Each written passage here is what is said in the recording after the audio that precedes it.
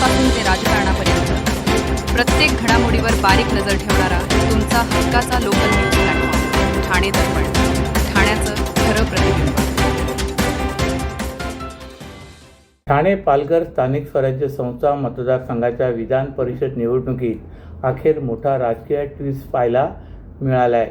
महाविकास आघाडीकडून उमेदवारी अर्ज दाखल केलेले राष्ट्रवादी शरदचंद्र पवार पक्षाचे नगरसेवक अभिजित पवार यांनी माघार घेतल्याने शिंदे सेनेचे उमेदवार रवींद्र फाटक यांच्या बिनविरोध निवडीचा मार्ग मोकळा झाला आहे. त्यामुळे रंगतदार लढतीची शक्यता संपुष्टात येत निवडणूक बिनविरोध होणार असल्याचे निश्चित झाले. ठाणे पालघर स्थानिक स्वराज्य संस्था मतदारसंघाच्या विधान परिषद निवडणुकीत सुरुवातीला बिनविरोधाचे चित्र होते. मात्र महाविकास आघाडीकडून राष्ट्रवादी काँग्रेस शरदचंद्र पवार पक्षाचे नगरसेवक अभिजित पवार यांनी उमेदवारी अर्ज दाखल केल्याने निवडणूक अटळ मानली जात होती. मात्र या निवडणुकीत शिंदे सेना आणि भाजपकडे मिळून सुमारे 790 मतांचे संख्याबळ होते, तर महाविकास आघाडीकडे अवघी 130 मतांची बेरीज होती. त्यातही मतफुटीची शक्यता निर्माण झाल्याने निवडणूक लढण्यापेक्षा पराभव टाळण्याला प्राधान्य देण्यात आल्याची चर्चा राजकीय वर्तुळात सुरू आहे.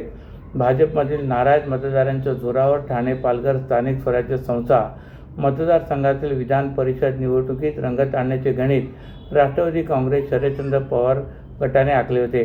मात्र महाविकास आघाडीतील काही मतदार फुटण्याच्या तयारीत असल्याचे संकेत मिळाल्यानंतर पराभवाची नामुष्की टाळण्यासाठी अखेर उमेदवार अभिजित पवार यांनी माघार घेतले.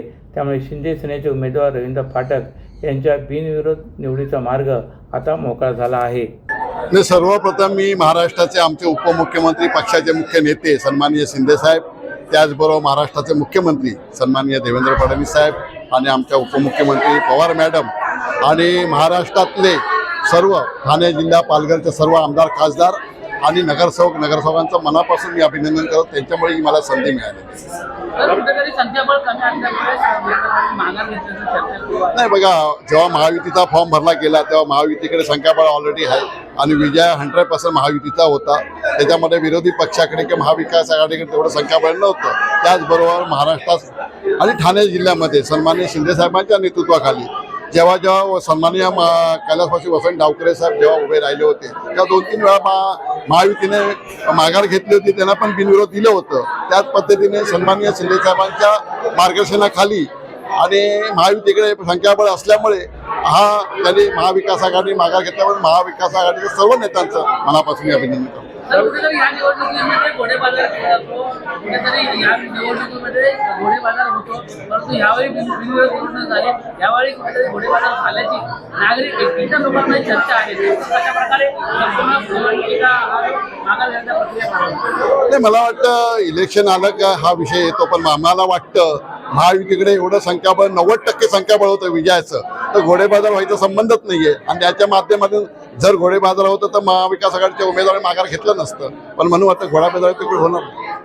जर भारतीय जनता पार्टीकडनं देखील कुठेतरी या निवडणुकीमध्ये या सीटसाठी आपली मागणी केली होती, कारण भारतीय जनता पार्टीचं संख्याबळ शिवसेनेपेक्षा जास्त असल्याची चर्चा होती आणि भारतीय जनता पार्टी देखील दावा बोलवला होता की या सीटवर आम्हाला आमदारकी लढत यावी. काय कसं बघताय? तर मला असं वाटतं की बाबा महायुतीकडे बीजेपीकडे संख्याबळ पण महायुतीची सीट होती, शिवसेनेची सीट होती आणि मी तिथे रनिंग आमदार असल्यामुळे शिवसेनेच्या माध्यमातून शिंदे साहेबांनी ही सीट शिवसेनेची असल्यामुळे शिवसेनेकडे घेतली आणि शिवसेनेच्या माध्यमातून ही सीट 100% महायुतीकडे आल्यामुळे महायुतीचा विजय नक्की होता. महाराष्ट्रामध्ये मला वाटतं 17 सीट आहे. 17 सीटमध्ये पहिल्यांदाच ठाणे आणि पालघरचा रिझल्ट लागलेला आहे आणि तो शिंदे साहेबांच्या नेतृत्वाखाली लागला, म्हणून शिंदे साहेबांचं मनापासून बघा, महायुतीचा विषय, महायुतीच्या माध्यमातून सन्माननीय महाराष्ट्राचे मुख्यमंत्री आणि शिंदे साहेब याच्यात मार्ग काढून नक्की म्हणजे आपला हा विषय सुरू होतो. घोडबंदर भागातील पाणी टंचाईची तीव्रता वाढत असताना येथील गृहसंकुलामधील 50हून अधिक STP प्लांट बंद असल्याचे उघडकीस आले. हे प्लांट चालू करण्यासाठी आमदार केळकर यांनी अतिरिक्त आयुक्त प्रशांत रोडे यांच्यासह संबंधित अधिकाऱ्यांची बैठक घेऊन सूचना केल्यात. हे प्रकल्प सुरू करण्यासाठी कृती आराखडा तयार करण्यात आला असून आठवडाभरात त्याची अंमलबजावणी करण्यात येणार आहे. आमदार केळकर यांनी बंद झालेल्या प्लांटबाबत महापालिकेत संयुक्त बैठक घेतली. यावेळी अतिरिक्त आयुक्त प्रशांत रोडे, नगर अभियंता तसेच शहर विकास विभाग, सार्वजनिक बांधकाम विभागातील अधिकारी आणि हिरानंदानी इस्टेट ऋतू पार्कमधील प्रतिनिधी, स्थानिक नगरसेवक विकास पाटील, कैलास म्हात्रे आदी उपस्थित होते. STP प्लॅनमुळे पाण्याचा पुनर्वापर होऊन सुमारे 25% पाण्याची बचत शक्य होते. मात्र हिरानंदन इस्टेट, ऋतू पार्क आदी भागातील गृहसंकुलांमधील 15 प्लांट नादुरुस्त असून 30 प्लांट सुरू झाले नसल्याची माहिती आमदार केळकर यांनी बैठकीत दिली. या प्लांटमुळे पाण्याचा पुनर्वापर होऊन 25% पिण्याच्या पाण्याची बचत होऊ शकते. परिणामी सध्या या भागाला भेडसावत असलेल्या पाणी टंचाईची तीव्रता कमी होणार आहे. त्यामुळे प्लांट सुरू करण्यासाठी महापालिकेने पुढाकार घ्यायला हवा, अशी मागणी केळकर यांनी केली.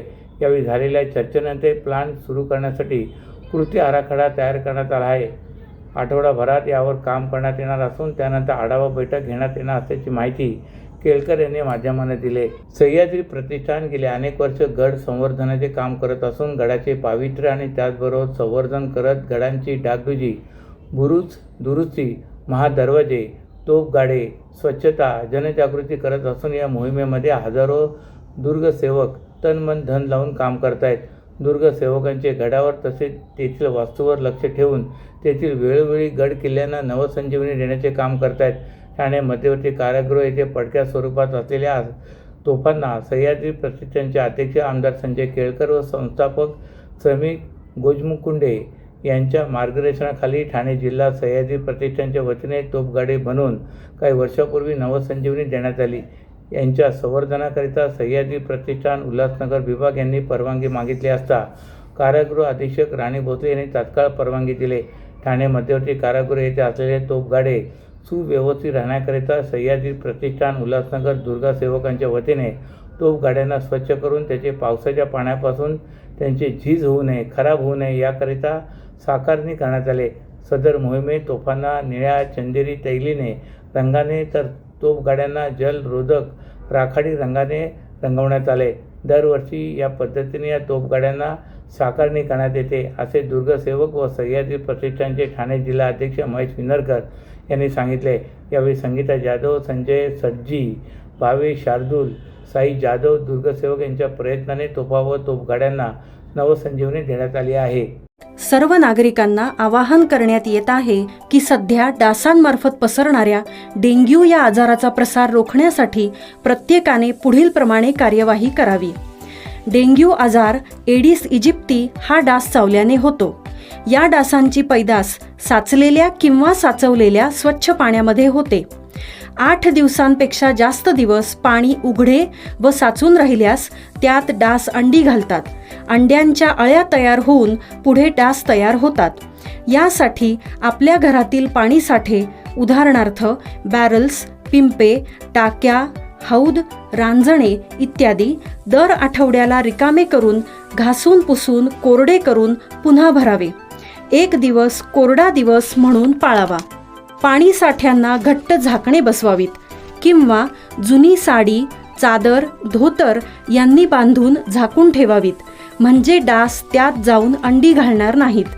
घराच्या गच्चीवर, आजूबाजूला, अंगणात कोठेही पाणी साचू देऊ नये. भंगार सामान उघड्यावर टाकू नये. उदाहरणार्थ टायर्स, प्लास्टिक सामान, कुंड्या, टाकाऊ वस्तू इत्यादी. अशा सामानात पावसाचे पाणी साठून त्यात डेंग्यूच्या डासांची पैदास होते. घरातील कूलर्स, फ्रीजच्या पाठीमागील ट्रे हे देखील वेळोवेळी कोरडे करावेत. लक्षात ठेवा, नुसत्या फवारणीने डास घनता कमी होत नाही, तर त्यासाठी डास पैदास ठिकाणे नष्ट करणे ही आपल्या सर्वांची जबाबदारी आहे. कोणताही ताप अंगावर न काढता जवळच्या शासकीय रुग्णालयात मोफत औषधोपचार घ्या. अशा प्रकारे नागरिकांनी सहकार्य केल्यास डेंग्यूचा प्रसार रोखणे सहज शक्य आहे. तुमच्या व्यवसायासाठी खेळते भांडवल, क्षमता विस्तार, आधुनिकीकरण आणि यंत्रसामग्री खरेदीसाठी विश्वसनीय ओव्हरड्राफ्ट सुविधा, कर्ज मर्यादा 7 कोटींपर्यंत, जलद मंजुरी, 120 महिन्यांचा परतफेडीचा कालावधी, TJSB ODS drop against property, TJSB सहकारी बँक लिमिटेड, भरोसे का बँक, भविष्य का बँक. तुमच्या व्यवसायासाठी खेळते भांडवल, क्षमता विस्तार, आधुनिकीकरण आणि यंत्रसामग्री खरेदीसाठी विश्वसनीय ओव्हरड्राफ्ट सुविधा, कर्ज मर्यादा 7 कोटींपर्यंत, जलद मंजुरी, 120 महिन्यांचा परतफेडीचा कालावधी, TJSB ODS drop against property, TJSB सहकारी बँक लिमिटेड, भरोसे का बँक, भविष्य का बँक तुमच्या व्यवसायासाठी खेळते भांडवल, क्षमता विस्तार, आधुनिकीकरण आणि यंत्रसामग्री खरेदीसाठी विश्वसनीय ओव्हरड्राफ्ट सुविधा, कर्ज मर्यादा 7 कोटींपर्यंत, जलद मंजुरी, 120 महिन्यांचा परतफेडीचा कालावधी, TJSB ODS drop against property, TJSB सहकारी बँक लिमिटेड, भरोसे का बँक, भविष्य का बँक। राज्यातील रिक्षा चालकांना मराठी भाषा येणे बंधनकारक करण्याच्या मुद्द्यावरून सध्या राजकीय आणि सामाजिक वातावरण चांगलं तापलंय। परिवहन मंत्री प्रताप सरनाईक यांनी रिक्षा चालकांना मराठी येणे आवश्यक असल्याची आक्रमक भूमिका घेतल्यानंतर आता प्रत्यक्ष कारवाई सुरू झाली। ठाण्यात RTOने विशेष आणि धडक तपासणी मोहीम सुरू केली असून रस्त्यावर रिक्षा चालकांच्या मराठी ज्ञानाची थेट परीक्षा घेतली जाते। मराठी सक्तीच्या अधिकृत अंमलबजावणीला 15 ऑगस्टपर्यंत मुदतवाढ देण्यात असली तरी ठाणे RTOच्या पथकाने शहरातील विविध भागामध्ये अचानक तपासणी सुरू केल्याने परप्रांतीय आणि अमराठी रिक्षा चालकांचे धाबे दणाणलेत। प्रादेशिक परिवहन विभागाच्या पथकांकडून ठाणे शहरातील विविध भागांमध्ये अचानक तपासणी मोहीम राबवली जात आहे। यावेळी रिक्षा चालकांचे ड्रायव्हिंग लायसन्स, बॅज, वाहन नोंदणी कागदपत्रे आणि इतर परवान्याची तपासणी केली जाते। त्याचबरोबर चालकांना मराठी संवाद साधण्यास सांगितले जात असून त्यांना भाषा समजते का आणि ते मराठी संवाद करू शकतात का याची चाचपणी केली जात आहे। या मोहिमेबाबत रिक्षा चालकांमध्ये संमिश्र प्रतिक्रिया पाहायला मिळत आहेत। काही चालकांनी स्थानिक भाषेचा वापर वाढवण्यासाठी हा उपक्रम योग्य असल्याचे म्हटले आहे, तर काहींनी कारवाईच्या भीतीमुळे नाराजी व्यक्त केली। 15 ऑगस्टनंतर मराठी भाषा न बोलणाऱ्या किंवा आवश्यक नियमांचे पालन न करणाऱ्या चालकांवर कारवाई होण्याची शक्यता व्यक्त होत असल्याने अनेक रिक्षा चालकांमध्ये संभ्रमाचे वातावरण पसरले आहे। मोठ्या दिमाखात महाराष्ट्र दिनानिमित्त ठाण्यात पहिल्या डबल डेकर बसचा लोकार्पण सोहळा पार पडला होता।